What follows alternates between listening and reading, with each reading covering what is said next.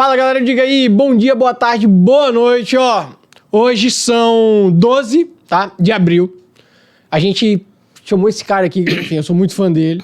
Já veio aqui 2 vezes antes no Diga Aí. Só que a gente chamou ele hoje, dia 12 de abril. A gente vai furar a fila de todos os episódios, porque a gente vai falar hoje com Arilton Teixeira sobre o calabouço fiscal. O nome é esse mesmo, tá? Não sei se você vai chamar dessa forma, Arilton, mas eu vou chamar de calabouço fiscal. Vamos ver se é um calabouço ou não, né? Eu vou chamar de arcabouço. Arcabouço, tá bom. Eu vou chamar de arcabouço. Muito bom. Arilton, obrigado por ter vindo aqui. Antes de eu te passar a palavra, como sempre, fazer o nosso agradecimento à Apex Partners, né? Nosso parceiro aqui do Diga Aí, que tá sempre ajudando a gente a disseminar esses bons conteúdos, levar boas informações às pessoas. E também ao nosso patrocinador, mantenedor Five Sport Bar. Arilton, você gosta de tomar uma cervejinha, que eu sei, não gosta? Bastante. E gosta de ver um esporte também, né? Gosto. Futebol. Então, Esporte, perfeito. é futebol. Não tem lugar melhor no Espírito Santo pra tomar uma cervejinha e ver um futebol do que o Five Sport Bar ali no Shopping Vitória e no Shopping Vila Velha. Bom pra caramba. Várias vezes. Já foi várias vezes? Já fui então várias pronto, o mexão tá feito então. Galera que tá várias ouvindo, vezes.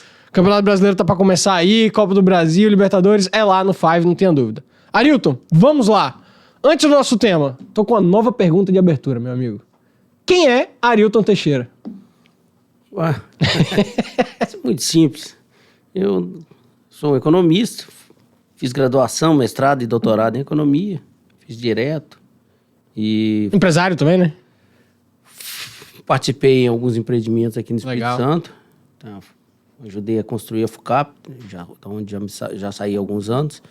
E depois me juntei à Apex, outro empreendimento também, que está indo muito bem. Sim, sim. Inclusive, Tá aqui, né? Aí, ó. nós estamos aqui. No podcast. É um bom empreendimento. A Apex tem uma coisa particular que a maioria dos fundadores da Apex tinham sido meus alunos na FUCAP. Então, realmente é um prazer muito grande quando você consegue sair ali da sala de aula e ver que os seus alunos É conseguiram verdade, né? Isso é bacana. transformar várias das suas ideias, várias das discussões internas de aula numa empresa que está indo muito bem e só cresce, está expandindo, já saiu do Espírito Santo, já está em vários estados. Eu acho Muito que é bom. isso aí. Legal, legal.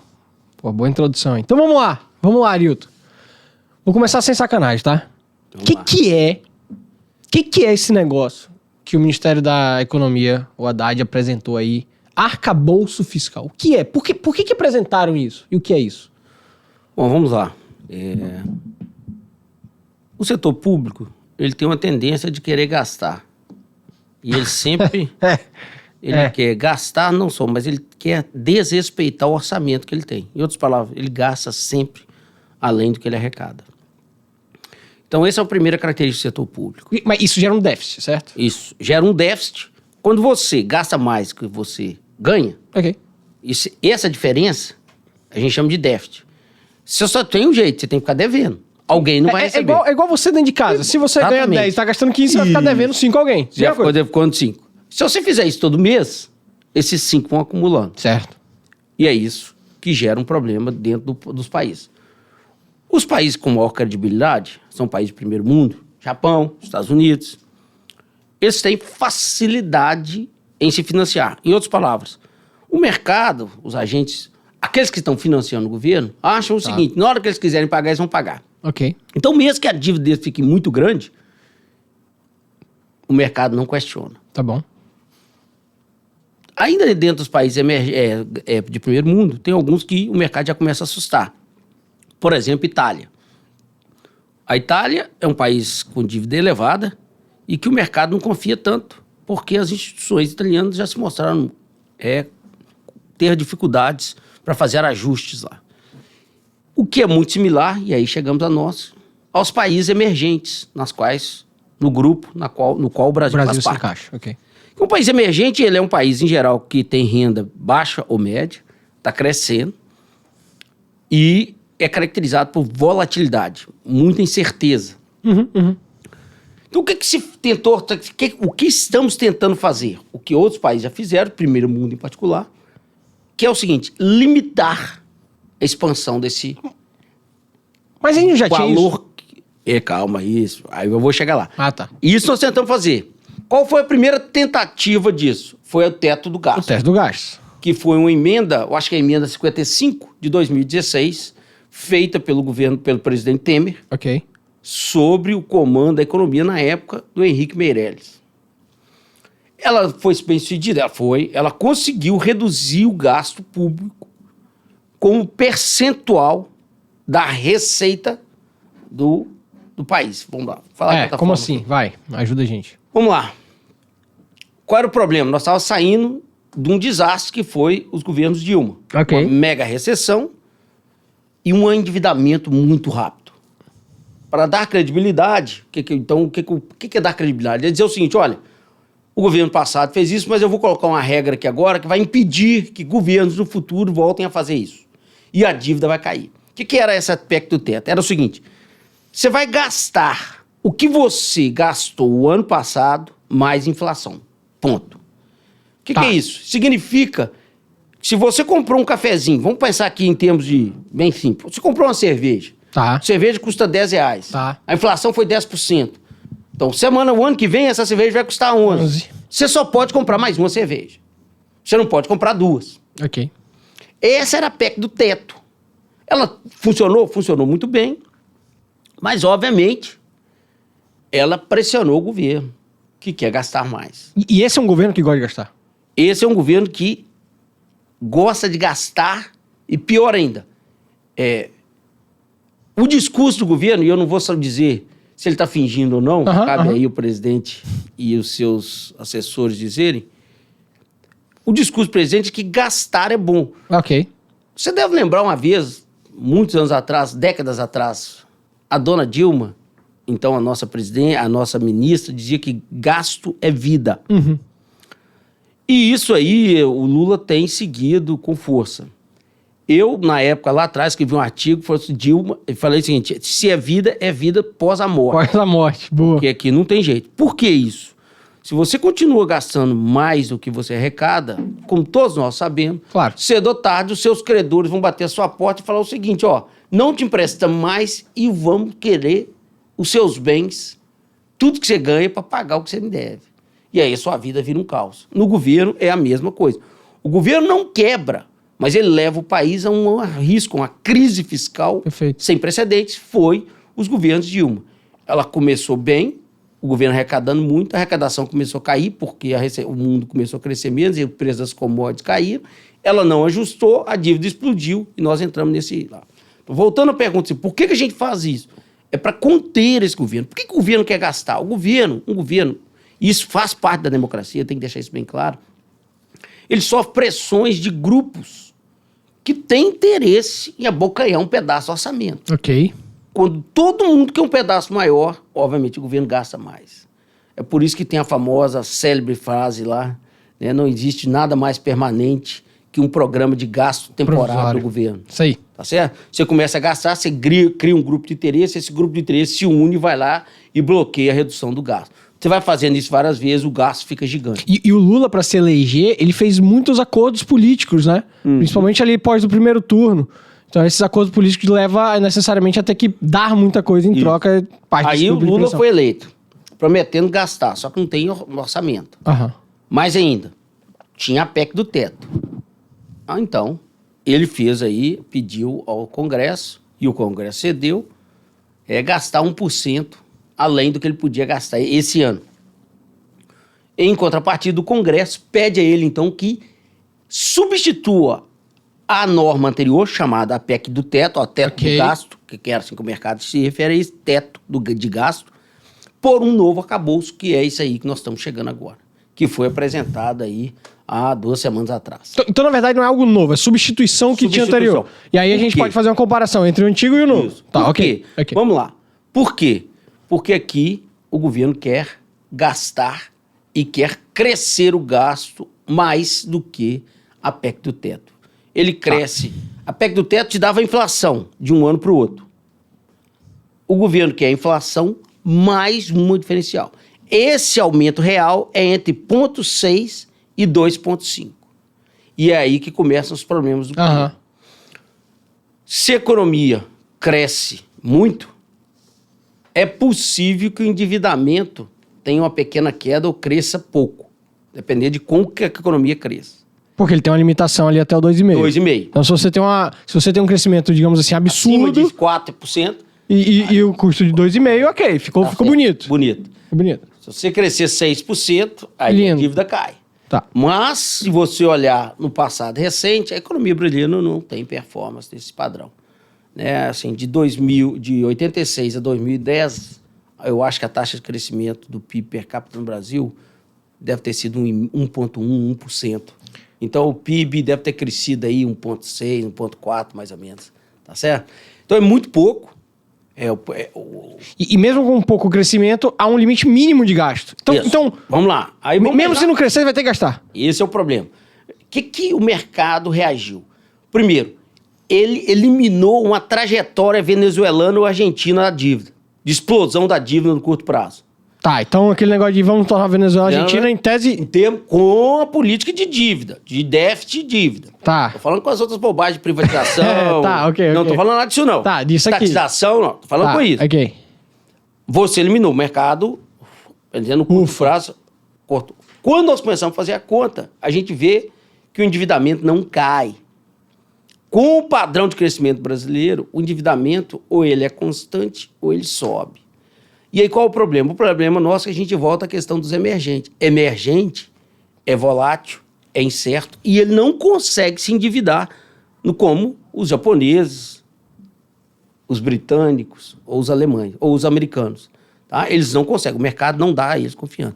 E aí a gente pode chegar no famoso círculo vicioso que eu tinha mencionado.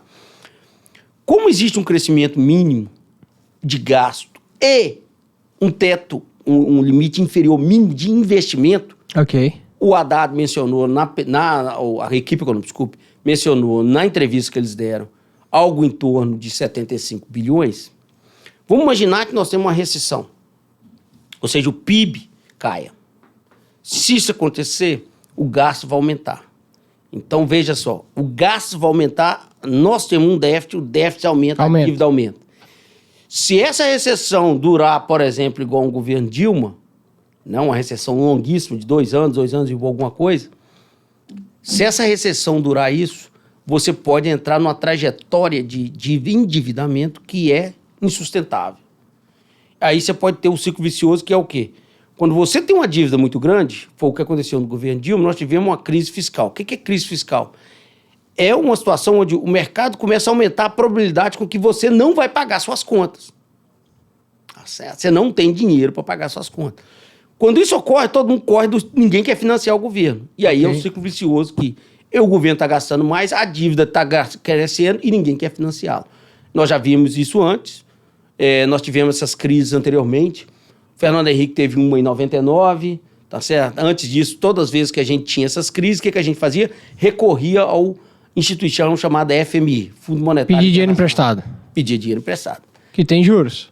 Juros e tem mais. Os caras nos obrigam, obviamente. Se nós estamos gastando demais, o mercado não nos financia, e nós precisamos recorrer a uma instituição como essa, uma instituição governamental, financiada por países, em particular pelos Estados Unidos, esses caras vão falar, eu vou te ajudar, mas você vai ter que entrar na linha. Aí entra mais uma coisa interessante. Aí a esquerda diz que eles não estão respeitando a nossa soberania.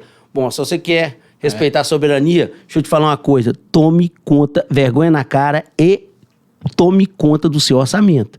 Porque quem é organizado não precisa de recorrer ao FMI. Quem recorre ao FMI é porque já não tem soberania.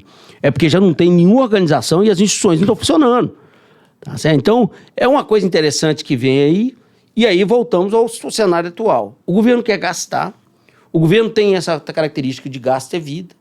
E aí começa as brincadeiras. Porque o pessoal do mercado financeiro não tem sensibilidade social.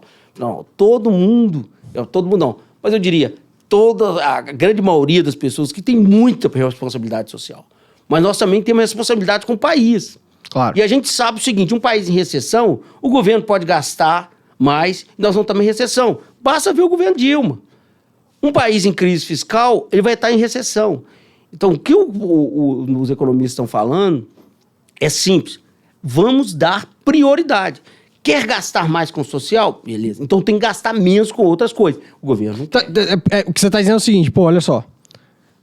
Quer aumentar seu gasto? Vamos trazer aqui para dentro de casa. Quer aumentar seu gasto com vestuário? Né? Comprar mais roupa? Diminui seu gasto com luz e desliga o ar-condicionado. Seria isso, mais ou menos. Você troca. Isso. Mas aqui não é o que está acontecendo. gasta menos em cerveja, já que nós começamos falando da cerveja. É isso, é tão simples quanto isso. E tem um outro problema, eu acho que esse é muito... Isso era o que tinha, e isso era o que estava acontecendo com a política anterior do teto de gás, porque estava limitado só a inflação? Isso. O que estava acontecendo? Eles estavam gastando mais e foram fazendo uma coisa, comprimindo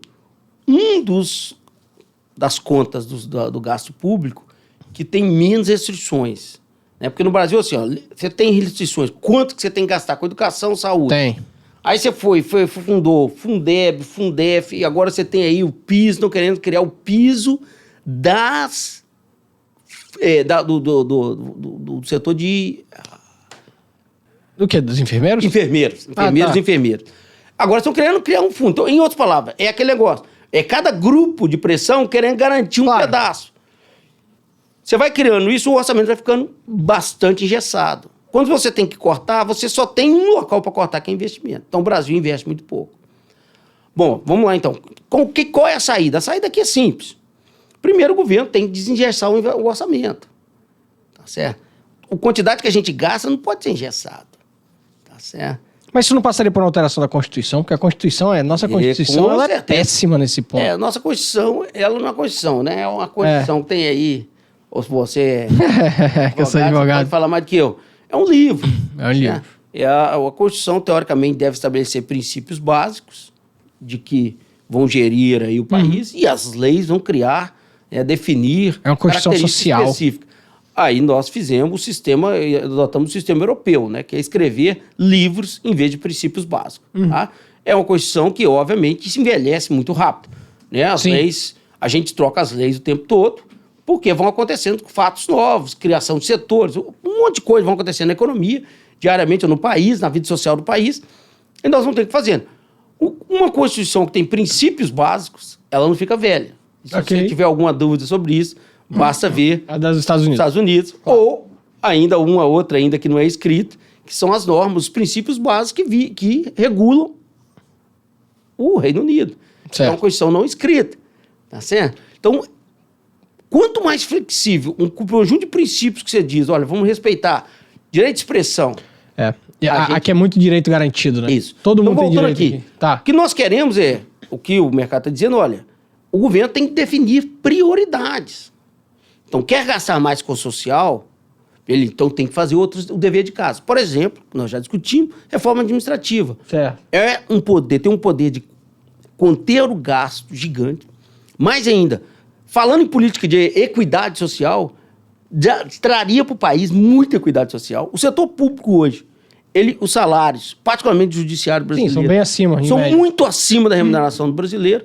Então, estabelecer parâmetros para isso seria, evitar que a máquina pública hoje pare de ser uma máquina de concentração de renda. Veja só, você que ganha R$3.000, aí você paga imposto. Você paga imposto para pagar salário de ministro supremo, que ganha mais de 40, 43, 44 mil. Eu não sei quanto, o último aumento aí estava 39. Eles tiveram um recente agora.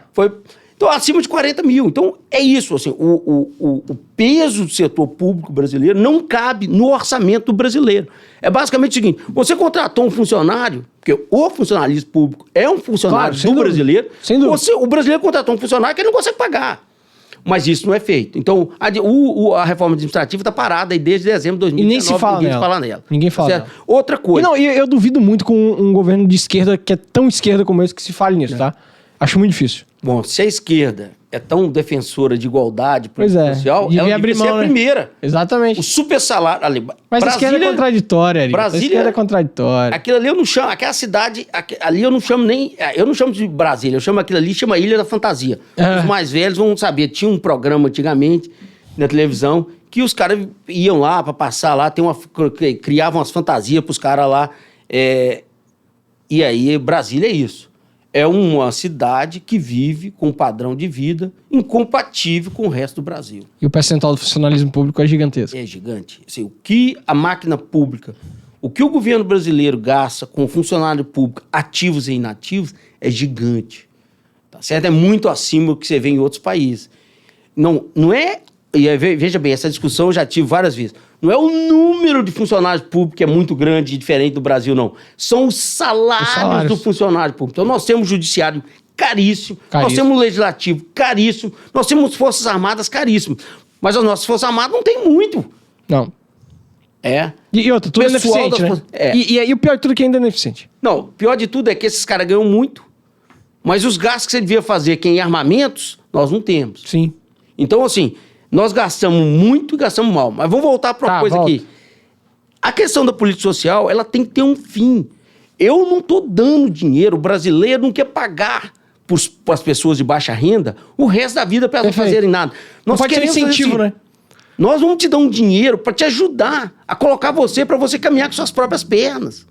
E a política social não tem. Essas políticas de gasto hoje não tem essa preocupação. Não, e elas até geram um retroincentivo, porque, tipo assim, ó, se você tiver mais filhos, você vai ter mais benefícios. Mais benefícios. Se você tiver agora, ele não te leva a uma porta de saída, ele te faz não ficar incentiva o indivíduo a buscar treinamento, não incentiva o indivíduo a entrar no mercado.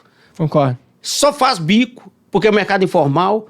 Tá certo? Então, assim, é uma política que ela tá de cabeça para baixo. Ela não tem nenhum objetivo a não ser gerar votos para aquele que está implementando. Que é isso que ela virou uma política. É isso que se busca. É de volta.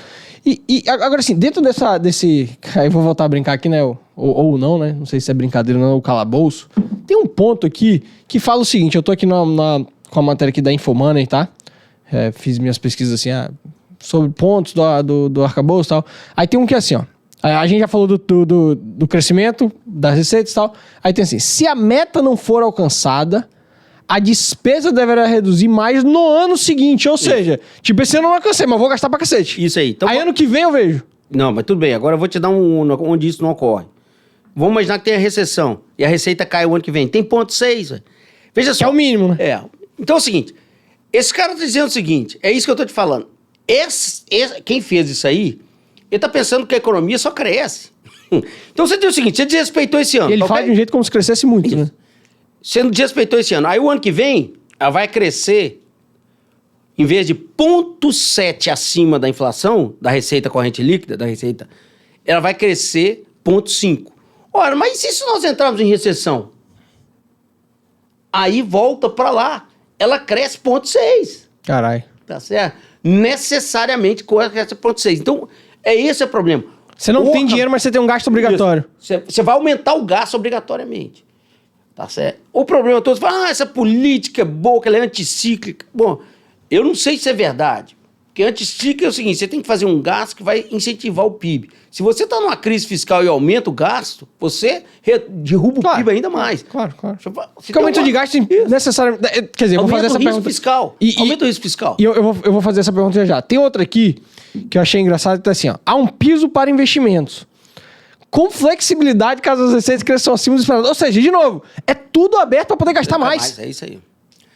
Olha, quando nós estávamos discutindo isso lá atrás, o cara me perguntou, eu falei o seguinte, conhecendo o nosso presidente e as tendências dele, ele vai fazer um arcabouço e vai criar milhares de buracos. Assim, é por isso que o mercado reagiu assim, bem no primeiro dia e despencou no terceiro dia, né? A bolsa, né? Pararam para analisar direito. Quando todo mundo começou a fazer conta, a primeira coisa foi assim, que alívio. Nós saímos da trajetória argentina e venezuelana. Ok. No segundo dia falou, opa, não necessariamente. Não é bem assim, não. Tá certo? Então existe isso aí. Então o problema todo nós temos é isso. Eu acho que o que falta claramente nesse governo é eleger prioridades. 2, e voltar a discutir alguma coisa que eles não gostam, fazer reformas. Tá certo? E o presidente, além de tudo, para piorar esse cenário, o presidente insiste nessa disputa institucional com o Banco Central, que hoje é independente. Mas nesse ponto, o Campos Neto, eu vi um negócio que ele chegou a elogiar no primeiro momento.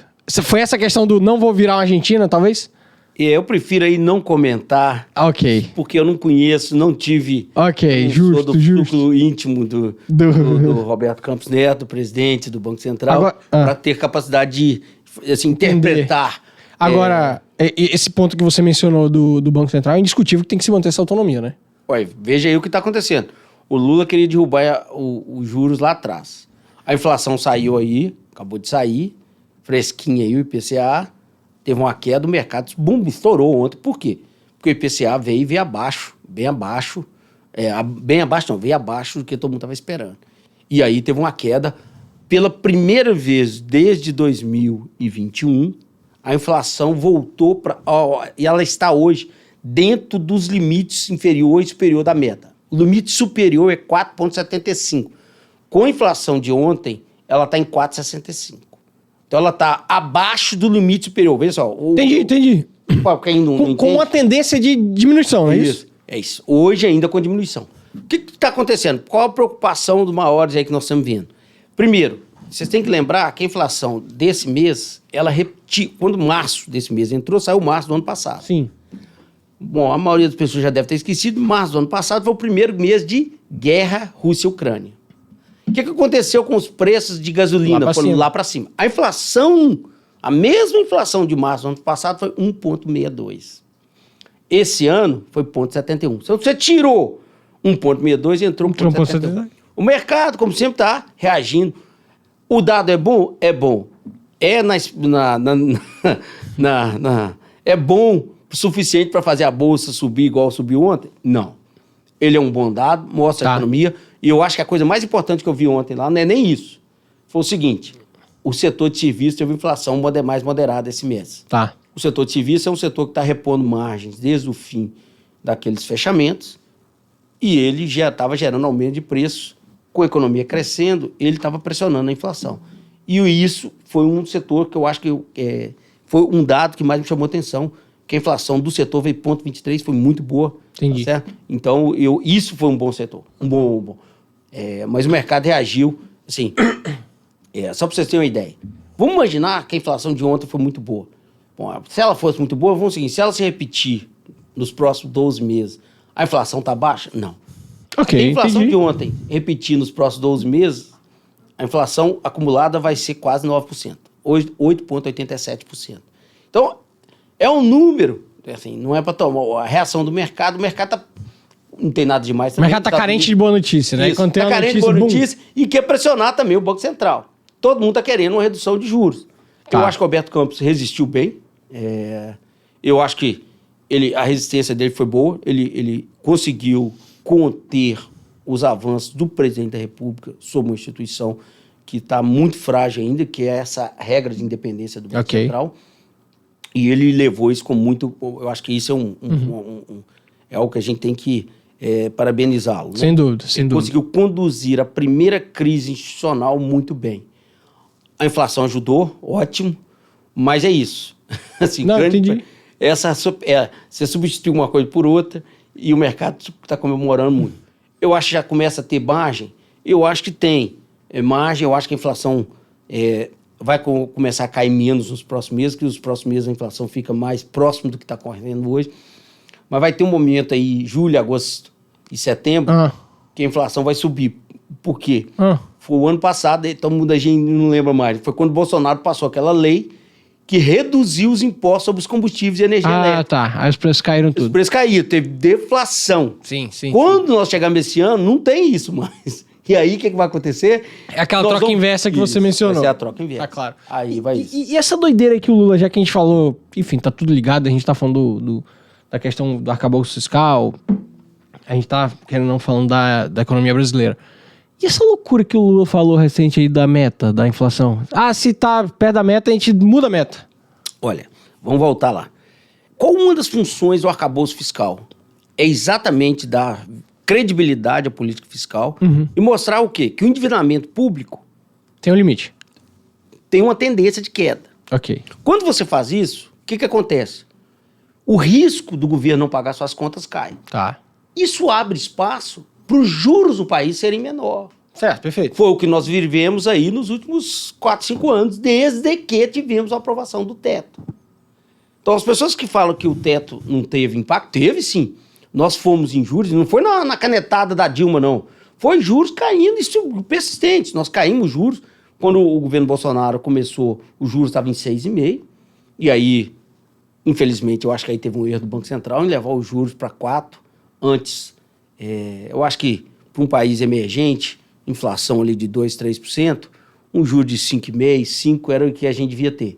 E depois eu acho que teve um erro muito grande, que foi a redução dos juros desses 4% para 2% durante a pandemia. Ok. Então, nós não temos, nós somos um país emergente, nós temos que pagar o risco e ali foi um erro. Mas mesmo assim, ele conseguiu reduzir sem crise fiscal, o governo estava conseguindo se financiar. Sim. Então, Essa é uma função do teto. Então, o problema que o Lula está querendo é o seguinte, vamos reduzir agora, vamos voltar aqui, eu vou reduzir a meta de inflação, vou aumentar a meta. Aumentar a meta, desculpa. Aumentar. Isso, obviamente, o mercado vai ler que o Banco Central vai ser mais conivente com a inflação. Os preços sobem.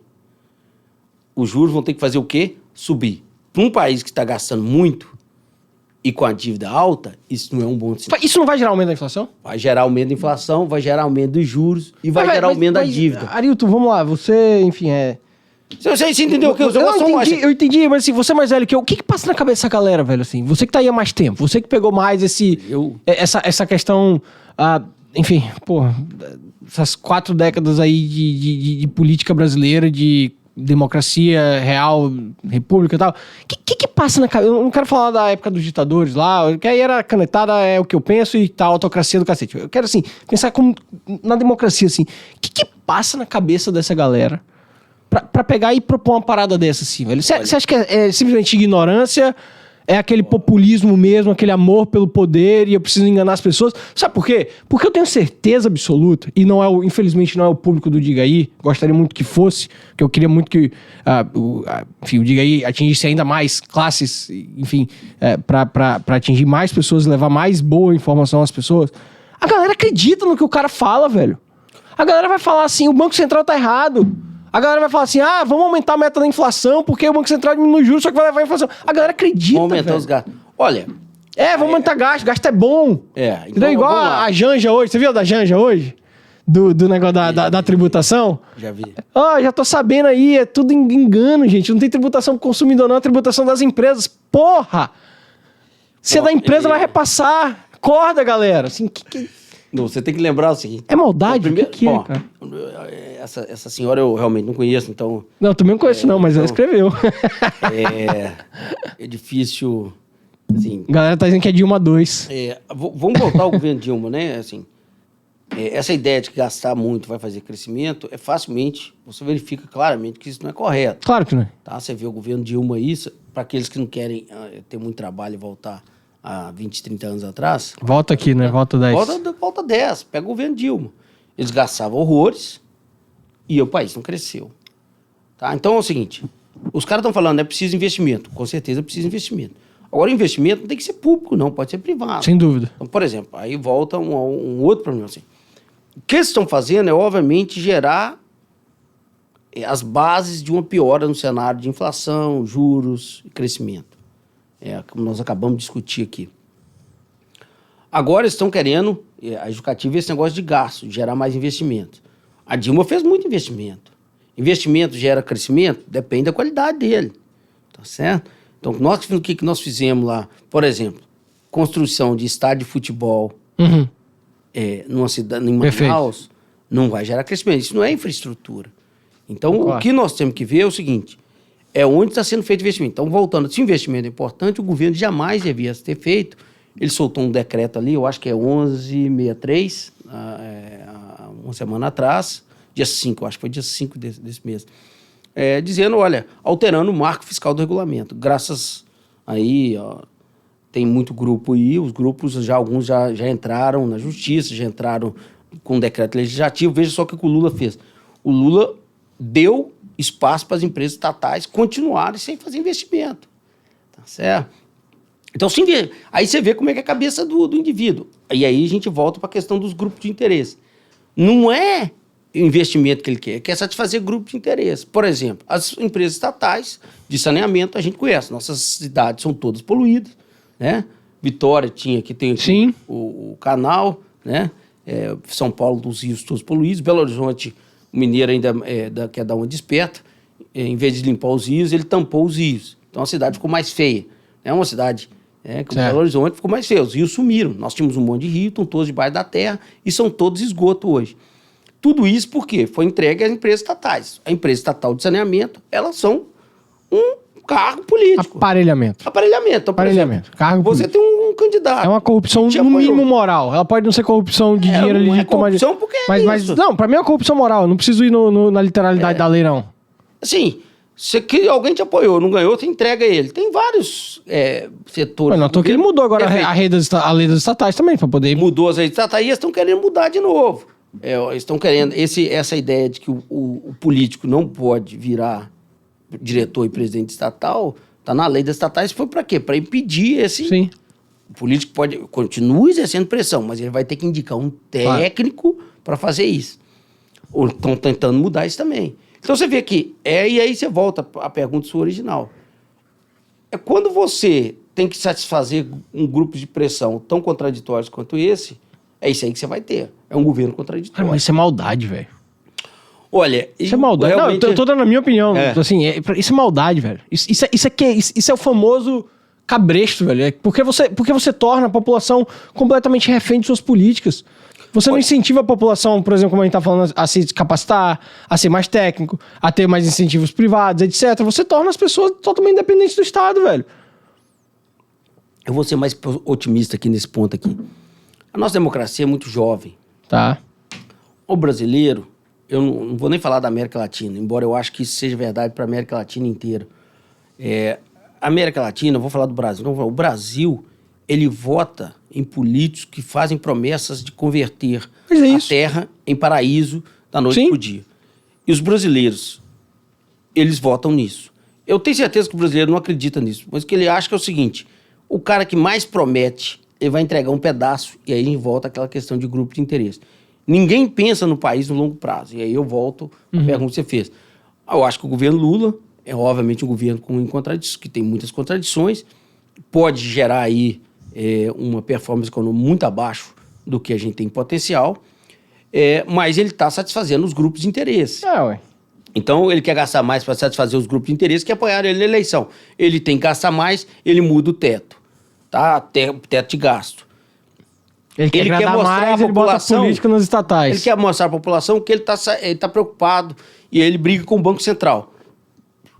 Tudo isso, no final, só gera uma coisa: mais instabilidade, certo, mais risco fiscal, menos crescimento, tal. E tem mais ainda que nós não entramos ainda. O governo está falando que vai fazer reforma tributária. Mas era a minha próxima pergunta. Porque nessa questão do arcabouço aí, ligando com a reforma tributária, acho que o Haddad falou que esse movimento do arcabouço levaria a um aumento de 100 a 150 bi de arrecadação. Ótimo, bom ponto, nós esquecemos disso. Cara, falar com ele. Não esqueceu não, é porque tava aqui na fila aqui. Essa é muito boa. Vai. Veja bem. Isso é aumento de imposto. Pois é. Vamos lá. O mercado está esperando um déficit primário esse ano. Ou seja, déficit primário é receita menos despesa corrente, tira juros. Tá. É que eu tô gastando a mais, consumindo a mais, sem contar o passado. Ok. O mercado está esperando em torno de 1% do PIB isso aí. Então, 1% do PIB dá mais ou menos alguma coisa de 100 bilhões aí, um pouco mais aí. Tá. O Haddad falou que esse ano o déficit vai ser de meio. Aí o cara falou, peraí, se o déficit vai ser de meio, como é que você vai reduzir isso? Bom, tá faltando uns bilhão aí. Aí ele vem disso, ó, não vou aumentar impostos. Eu vou só reduzir aí... As isenções. As isenções e tal. Isso aí, por falar nisso, é uma tentativa dele da Janja aí. Que a Janja falou que tá taxando as empresas, não são as pessoas. O negócio até $50, eu acho aí. É isso. Então, assim, o governo vai ter que estar aí em busca de receita. Taxando e buscando e taxando. Então, o ano que vem... Mas só um detalhe, isso é outra falácia. Se eu retiro isenção, aumenta a carga tributária. Ponto. É falácia. Isso. Tem aumento da carga tributária. Tem aumento. Ponto. Não, vamos lá. Mas vamos lá, aí a falácia do governo é dizer o seguinte: não, esses caras não estão pagando, então é justo que eles paguem mais. Essa tem sido sempre a discussão do governo. Eu acho que no fim e ao cabo, essas isenções aí que eles porventura consigam passar no Congresso, vão cair, vão ser insuficientes. E aí volta para o que é a aumento da tributação. No momento nós temos aí 2 candidatos. Um é a PEC 45-110. A gente entrevistou o API aqui, tá? O Bernardo API. E o outro ano passado. E o outro é a tributação de dividendos.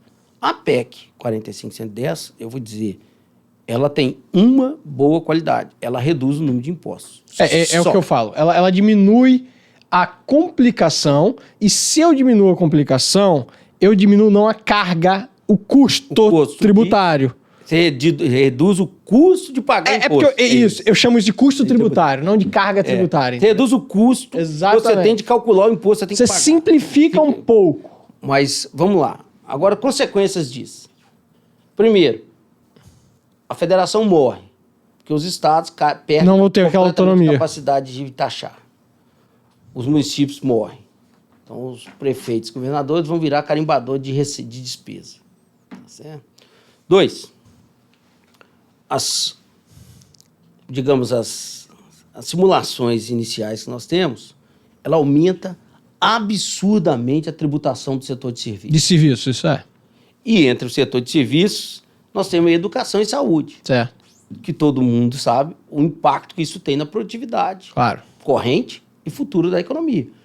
Na economia, se você trata bem as pessoas trabalham mais hoje. Se você trata bem as pessoas, vão ter menos doença amanhã, elas vão trabalhar bem hoje, amanhã e assim futuramente. Educação, mesma coisa. Então, hoje que você tem uma educação do setor público de péssima qualidade e você está caminhando para o setor privado, vem o governo e diz o seguinte, eu vou taxar você. Então, um setor essencial como esse são taxados. Certo. Agora, quando eu vou falar bem claro, todos os setores, todos os subsetores do serviço vão ser taxados. Agora, eu vou ter mais um ainda, que eu vi outro dia não vou falar, eu conversando com uma pessoa, representante aí da bancada do agronegócio, achando que era boa ideia. Quando eu falei com ele que a tributação do agronegócio ia aumentar, assim, eu já vi números assim, é gigante, né, de 200% aumenta a tributação.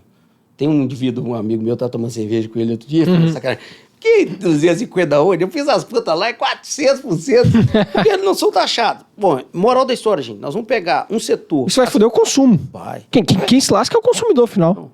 Quem se lasca é as famílias que isso. que soam para pagar. É isso. Plano de saúde privado, a educação privada dos seus filhos. É isso. Tá certo? Quem se for, é um setor que estamos aí, que é o setor de agronegócio, é um dos setores mais dinâmicos da economia. Então vamos lá. Você simplifica, mas você destrói a federação. Então, por exemplo, talvez eu vou cometer um deslize aqui de confusão. Tem deslize não, vai. Eu acho que a PEC 45 só permite ao Congresso reduzir impostos. Certo? Então, o governador do estado não pode reduzir mais suas alíquotas de impostos. A 45 diz o seguinte, o governador pode, a 110 fala, o governador pode, mas se ele reduzir, ele tem que reduzir todas as alíquotas para cima e para baixo. Em outras palavras, são medidas extremamente centralizadoras. Veja só, todo mundo fala, mais Brasil, menos Brasília. Essa regra faz o quê? Mais o oposto. Brasília. Mais Brasília. Entendi. 2, ela aumenta a tributação. Essa historinha, que eles falam que essa reforma é neutra. Porque neutra, o que significa, gente? Significa que ela não vai aumentar os impostos. Falso. Ela vai taxar setores pesados. Setores fundamentais para a economia. Então você tem tudo na direção oposta. Você aumenta a carga, centraliza, ou seja, mais Brasília, menos Brasil. Tá certo? Você tributa setores fundamentais da economia. E eu pergunto para vocês, em nome de quê? Em nome de um canto da corachinha que é o seguinte, nós vamos simplificar, que é isso aí que você falou. Ora, você quer simplificar? Eu te dou uma ideia muito mais simples. Em vez de cada estado ter um código tributário, faça um para o Brasil inteiro. Pronto, acabou. Cada estado põe as alíquotas deles, mas aí eu faço um programinha que é o seguinte, eu vou exportar, eu estou vendendo de Vitória, de Espírito Santo, estou vendendo para Minas. Eu faço um programinha, é tanta imposto. Acabou, não vai ter 3 mil alíquotas.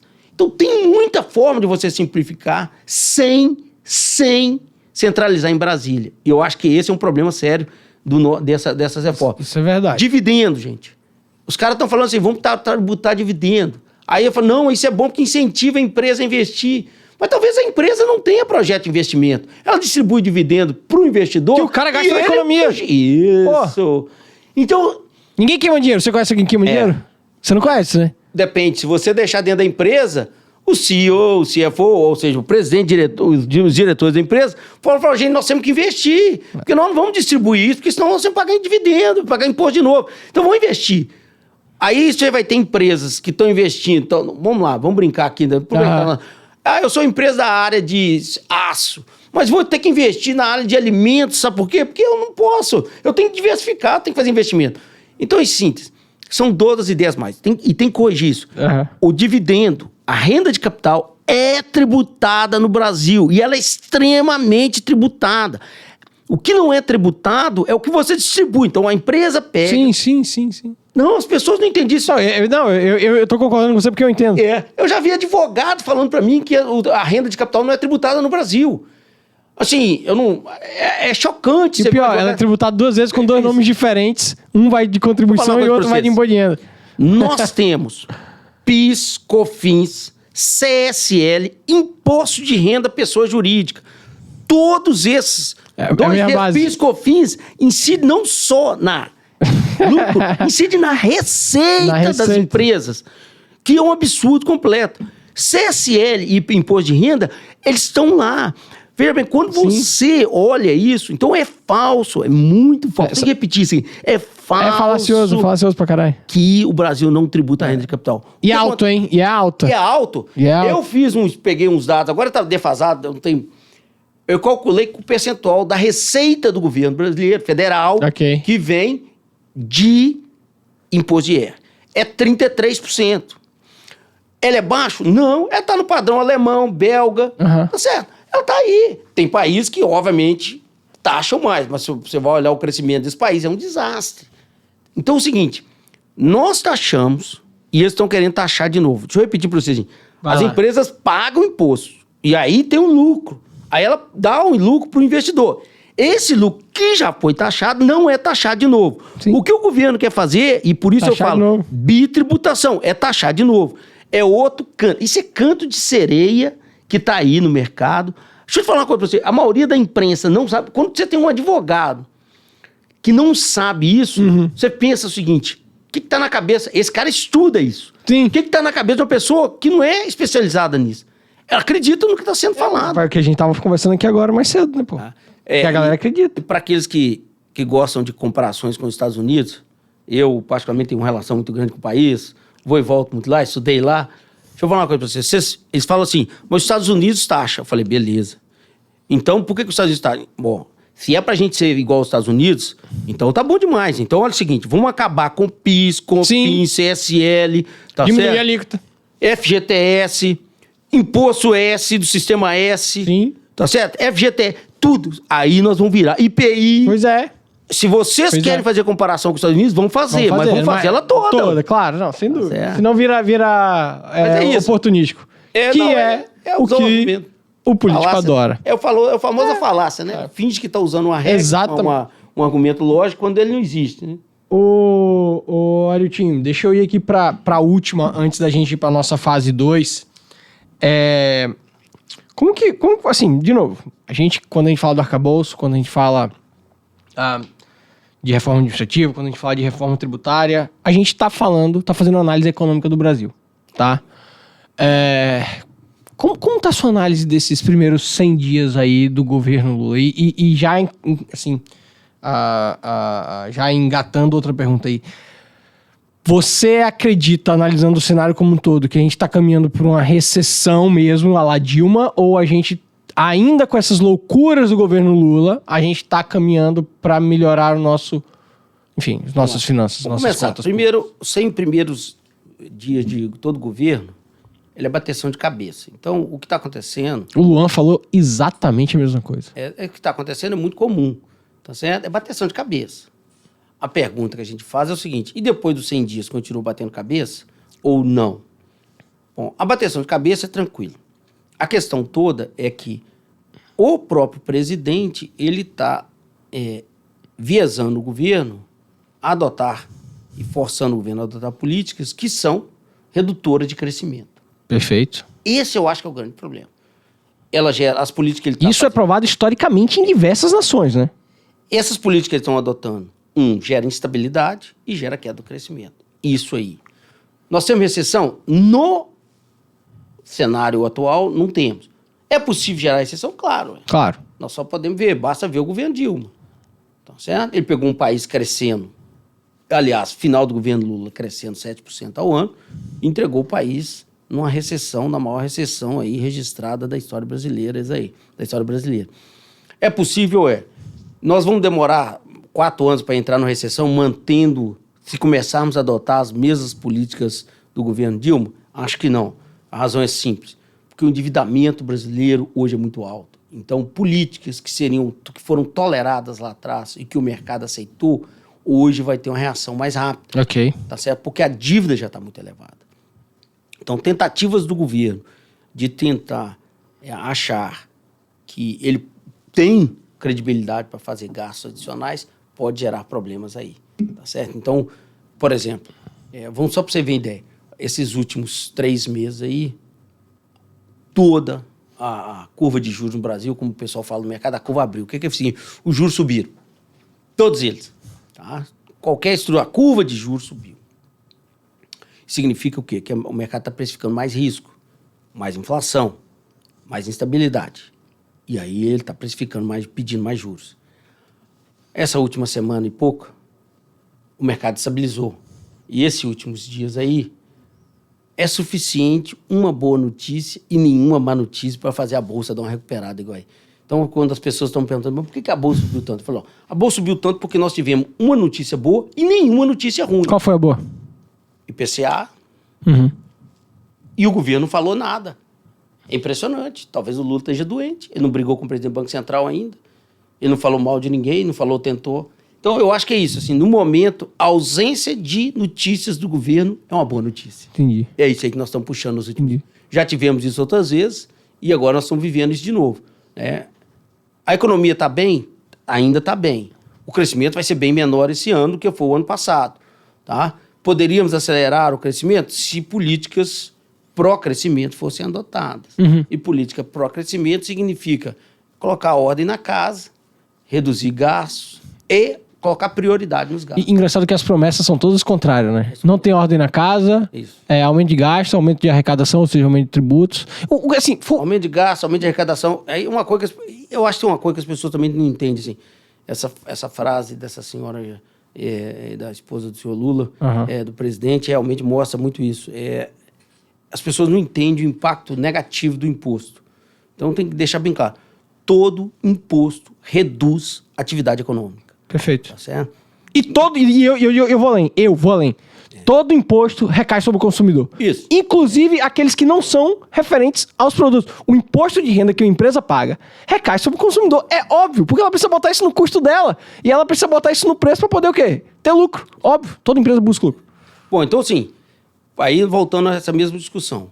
A PEC do teto e agora o arcabouço fiscal tem o objetivo de fazer o quê? Dar previsibilidade à tendência de endividamento e, mais importante, seria dar tendência de queda do endividamento. Isso abriria espaço para cair juros, tá certo? Isso, obviamente, reduz a inflação. A inflação... Mas com esse modelo atual, desse arcabouço, precisa de crescimento. Precisa. Aí está o problema. Ou precisa de crescimento, e aí volta ao negócio da tributária, que eu falei, ou precisa de mais imposto. Só que mais imposto reduz o crescimento. Sim. Então você pode até evitar uma crise fiscal, mas o crescimento econômico vai cair. E eu sempre brinco aqui, tem um governador que eu conheço que brigou comigo, mas eu vou falar de qualquer jeito. Todos os governadores estão apoiando a PEC 45-110. Eu sempre brinco com cientistas políticos, amigo meu. Me dá um cenário onde isso ocorreria no Brasil. Só tem um. Eu só consigo ver um. Talvez você mais. É onde tem aumento da carga tributária para todos. Ou seja, a receita do governo aumenta. Então, essa falácia de que a PEC 45-110, que estão sendo juntadas aí, até onde eu sei, a reforma proposta por ela vai ser neutra, ou seja, não aumenta, eu acho que é inviável. Então, assim, veja só o cenário. Então, aí, voltando à sua pergunta, só para a gente fechá-la. Sim. As políticas são de aumento de gasto, aumento do risco fiscal. Isso vai gerar inflação e juros mais altos. Aí o governo diz, não vou. Inflação, juros mais altos, dívida mais alta. Aí o governo diz, não, eu posso fazer isso que eu vou aumentar os tributos. Aí a economia cresce menos. Em síntese, todos os caminhos que o governo está dando, sem impostos, você gera aumento do risco fiscal, aumenta a instabilidade, mais juros, menos crescimento, ou se aumenta o risco tributário, aumenta o tributo, as empresas pagam mais, o crescimento cai. Em síntese, você não vê uma alternativa de um crescimento aí nos próximos anos forte. Nós podemos crescer, mas é igual esse ano, 0,8, 0,5, Certo. 0,9, tá certo? Rapaz, poderíamos estar muito mais, né? Poderíamos estar muito mais. Poderíamos estar muito mais. Cara, muito bom. Assim, muito bom, não o que a gente tá vendo. Muito bom episódio, tá? Muito bom o conteúdo que a gente debateu aqui, em termos de informação, mas... Ai, vamos lá, Arilton. Sempre que a gente... Enfim, que eu venho conversar com alguém que a gente entra nessa parte de governo, eu saio com... Sei lá, não queria falar mais raiva, mas eu saio mais incomodado com esse modelo de Estado que a gente tem, que é aquele negócio que você tá falando do ciclo vicioso. Ele se retroalimenta, ele quer mais, ele quer mais, ele quer mais, ele quer mais, ele quer mais. Outro dia eu conversando com indivíduos do judiciário, Aham. e quando eu quero judiciário, eu boto o Ministério Público e tudo Tá. para evitar aí. Aham. O indivíduo diz, não, mas se eu ganhar menos de, sei lá, 30 mil, chutando, Ok. aí eu vou trabalhar no setor privado. Eu falei, ótimo, Ótimo, vai. é isso, o Brasil precisa disso. O cara falou, não, mas isso não pode, o judiciário tem que ser com muitas boas pessoas. Eu falei, olha, eu não tenho dúvida sobre isso, não. Só que nós temos um problema sério, a qualidade da nossa mão de obra é ruim. E nós estamos desviando nossos melhores profissionais do setor legal, do setor privado para o setor judiciário. Sem dúvida. Ora, isso não é bom para um país. E além de tudo, eu perguntei para ele, falei, agora, vamos imaginar que o que você está falando é correto. Pergunta para o brasileiro e vê os índices aí de qualidade do setor judiciário. É péssimo. Então, nós aumentamos o gasto com o setor judiciário, então, absurdo. O judiciário brasileiro é um dos mais caros do mundo. E a qualidade do nosso judiciário continua a mesma. Ou seja, qual o benefício nós tivemos? Nós estamos gastando mais, muito mais, com uma coisa que a qualidade não muda. Aí é o problema que nós temos. E cada hora um penduricalho novo, um aumento novo. Sem a forma administrativa, eles vão continuar vindo. Se vem. Enfim, se retroalimenta, é o que eu tô falando. Ariltinho, muito bom, obrigado de novo. Obrigado, Apex, obrigado, Five. A gente tem que ir lá tomar uma lá no Five, hein? É bom. Um dia desse aí. Vamos lá. Parte 2, você sabe que essa parte aqui é mais dinâmica, né? É uma brincadeira aqui. Vamos lá, bem light. Começar indicando um livro, se você quiser, sobre o tema, se não quiser, fica à vontade. Hoje eu vou indicar, eu estava lendo agora, Guimarães Rosa, Grandes Sertões Veredas. É um excelente livro. Muito bom. Quer indicar outro? Pode indicar outro. Não, esses dias eu estou lendo. Bom, tem um outro, Miguelinho, Manuelzão também do Guimarães Rosa, muito bom. Legal. Eu estou numa fase mais, mais Ah, mineiresca. Eu estou lendo muito os autores mineiros, voltei a ler aí os Guimarães Rosa. Legal. Essa obra é uma obra que eu já li, sei lá, umas 4 ou 5 vezes. sério? E vez mexe, a riqueza dela é muito, muito grande. Bacana. Uma série e um filme. Uma série que eu vi recentemente, que eu acho fantástica, essa eu também já vi várias vezes, é a Segunda Guerra Mundial em cor. Second World War in Color. Legal, nunca vi, não. É de grátis, tá aí na YouTube. Fantástica. Fantástica. Aí são 10, 12 episódios. Muito boa, sem enrolação. Ela faz bem, aquela questão histórica. É muito boa. Não só assim... Bom, obviamente que, para quem tem pouco conhecimento, a primeira coisa que eu falo, quem nunca leu muita coisa sobre a Segunda Guerra Mundial, não tome todas as coisas que estão falando lá como certas. Claro. Mas não saia dali querendo discutir Segunda Guerra Mundial baseado nisso. Mas ela tem visão de alguns livros. Legal. E eu acho que é uma boa visão sobre a Segunda Guerra Mundial. Um esporte favorito. A esporte pra mim é futebol, né? Boa. Qual é o seu time? Eu torço pro Atlético Mineiro. Ó, campeão agora. Acabou de ser campeão mineiro agora. Parabéns. Né? Um valor. Princípio. Um valor, um princípio. Olha, eu acho que assim que eu... Bom, liberdade de expressão eu acho que é uma coisa que importante, né? é a melhor coisa que tem. O episódio que foi lançado hoje, que a gente tá gravando hoje, dia 12, a gente acabou de lançar um episódio hoje, dia 12, com o Fernando Schuller, Se Liberdade de Expressão Tem Limites. Fica a dica aí pra ouvir. Eu acho que a liberdade de expressão, e aí é uma coisa... Nós vamos ter que aprender a lidar com isso. Sem dúvida. Então, por exemplo, eu posso propor e defender liberar drogas. Eu posso fazer uma passeata nisso. Eu lembro uma vez no Rio, um tempo atrás, alguns anos atrás, os caras vão fazer uma passeata para apoiar a liberação de drogas e um juiz mandou proibir, porque droga é ilegal.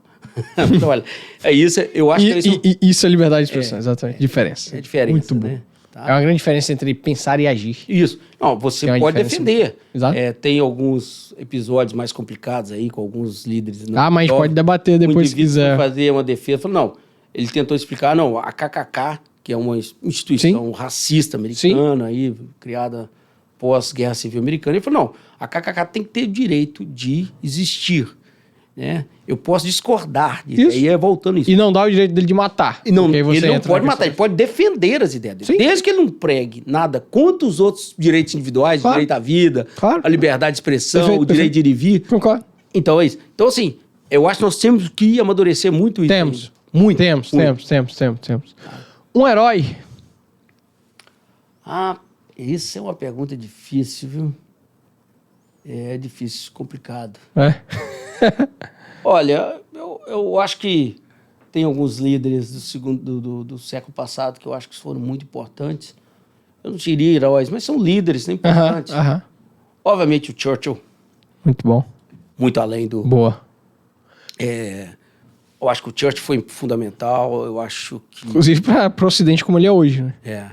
Assim, o cara resistir àquela expansão, aquela onda... Sim, sim. Porque as pessoas, quando você lê os livros aí da Segunda Guerra Mundial, é isso que ele te dá, assim, aquela onda nazista, fascista, né? Ela estava... Sim. E vamos dizer bem claro, eu não estou chamando ninguém de nazista, fascista. Tá claro. Porque, eu não tenho nada a ver com essas brincadeiras. Tá claro. Com essa Polarização. essa Loucura. qualquer coisa hoje. Sim. A esquerda, qualquer pessoa que não pensa igual Que não é nazista. esquerda, nazista, é fascista. Então, assim, outro dia eu perguntei a uma figura, eu falei, mas o que você já leu sobre nazismo? O que vocês... Então, bom, eu estou só falando, foi importante isso, ele se opôs àquela onda e conseguiu aí manter o mundo ocidental, em particular, Boa. Fora de Boa. regimes opressores, né? Vamos lá. Quando eu falo Haddad, você pensa? Olha, eu não conheço o ministro em termos de conversas pessoais. Ok. Então eu não tenho condições. Pelas Obviamente, políticas que eu tô falando, né? em termos de política, eu acho ele um ministro frágil, né? Ok. Assim, ele não tem o respeito do mercado, nem o conhecimento. Perfeito. Tá? Alguns políticos anteriores já fizeram isso. Vamos lembrar um que fez um excelente governo, embora esteja aí em ostracismo completo, que é o Palocci. Então você não precisa de ser um indivíduo que tem um conhecimento forte. Você tem que saber montar uma equipe. Exato. Eu acho que é aí que está a falha do ministro atual. A Entendi. equipe não tem os indivíduos que dão Claro. a ele o respaldo ou a diversidade de ideias necessária para ele tomar a decisão. Perfeito. Acho que é isso. Perfeito. E quando eu falo Guedes, você pensa? Olha, o Guedes, eu tive o prazer de trabalhar com ele e é um indivíduo bem criativo, tá certo? Muito bem treinado e, obviamente, as políticas que ele adotou aí foram muito boas. Algumas eu discordo, né? Por exemplo, a tentativa que ele fez de trocar a CPMF pela taxação da folha de pagamento. Eu achava que não funcionava, ia gerar um problema de especialização na economia brasileira muito grande. Bitributação de dividendos eu achava ruim. Por quê? Ele falou, não, eu vou reduzir a tributação das empresas e aumentar a tributação do indivíduo. Eu falei com eles, isso não vai funcionar. Um dia eles aumentam da empresa de novo e aumentam. Então, tem algumas coisas que nós discordamos, mas fora isso, se você olhar a quantidade de reformas que foram feitas pelo Bolsonaro, né? Se eu pedir você para listar aqui agora, se a gente tentar listar, nós vamos esquecer um monte. Vamos esquecer um monte, isso é verdade. Certo? Eu vou listar algumas fantásticas, o saneamento, que estão tentando reverter agora, a independência do Banco Central, que foi fundamental. Lei de liberdade econômica. Lei da liberdade econômica. Teve muita coisa. Então, tem muita Economicamente, coisa o governo Bolsonaro foi realmente fora da curva. Ferrovias também, que foi muito bom. A cabotagem, né, que chama Ferrovia do Mar. Sim. Assim, nós vamos ficar aqui muito tempo. Vamos ficar debatendo aqui. Lembrando de todas elas. Então, eu acho que é isso. Ele tem criatividade, ele sabe a direção aí. Legal. Tá? Mas, infelizmente, o presidente Bolsonaro adotou. Aí tem que entrar assim. Acabamos, podíamos ter mais 4 anos. Podíamos. Mas aí uma outra. Aí outro episódio. Aí tem que passar para os cientistas políticos aí para fazer análise. 2 últimas. Pior coisa que o ministro da Fazenda pode fazer Isso aí é difícil de responder, porque assim, deixa eu te falar uma coisa pra É tanta coisa que ele pode Se eu fazer. chamar meus amigos economistas, nós começamos a tomar um uísque, eu tenho certeza que no final do dia nós vamos ter coisas muito ruins. Escolhe uma. Assim, eu acho que dado a situação atual, é uma coisa que tem que se evitar, é aumento da carga tributária. Né? Era o que eu imaginava que você ia responder. Tá certo? Imposto é danoso e imposto para financiar uma máquina perdulária, ineficiente como a brasileira, ele é ainda pior. Pior, hein? É Tá verdade. certo? Nós temos que lembrar isso, né? Nós gastamos muito com educação, a nossa educação é péssima. Péssimo. Tá certo? Nós gastamos muito com as Forças Armadas, a nossa Força Armada está Péssimo. despauperadas, não tem treinamento, não tem Saúde, a mesma coisa. saúde. Infraestrutura, a mesma coisa. Então é isso. Essa porra toda. E a melhor coisa que o ministro da Fazenda pode fazer, então? Aí vai ser o quê? Reduzir a carga tributária? Ora, hoje, eu acho que um anúncio aí de redução de carga tributária e fazer uma reforma administrativa seriam bons. Não estou falando que é a melhor, não, Sim. né? Aqui de supetão aqui, mas realmente, assim, anunciar duas medidas. Nós vamos cortar gasto com reforma administrativa e aproveitar esse corte de gasto com aumento, com corte de impostos, muito bom para a economia Seria. brasileira. Tá certo? Seria. Eu achava, por exemplo, que a reforma tributária brasileira mais fácil que tem é só o seguinte: todo aumento real, metade vai para gasto, metade vai pagar dívida e a outra metade vai com redução de alíquota. Eu acho que isso aí seria fundamental, tá certo? Pegar a PEC do teto como está hoje, pegar o aumento de gasto, o aumento real vai para a redução de impostos, vai para a redução de dívida. É Eu acho difícil, que né? isso aí- Você cria um ciclo virtuoso. Virtuoso. Né? Tá? E eu acho que é isso que a gente está aí. precisando. Arilton, muito obrigado. De novo, Apex, valeu pela estrutura. Valeu, inclusive, por CD Arilton, por já estar aqui com a gente hoje. Galera do Five, valeu, obrigado aí. E até a próxima, galera. Um abraço. Muito obrigado aí. É um prazer participar dessas discussões com você. Prazer é À nosso. disposição. Um abraço a todos. Não, vai ter mais vezes. Já é a terceira, Espero daqui a que pouco é a sim. quarta, Espero que quinta. Um abraço, gente. Valeu. Fui.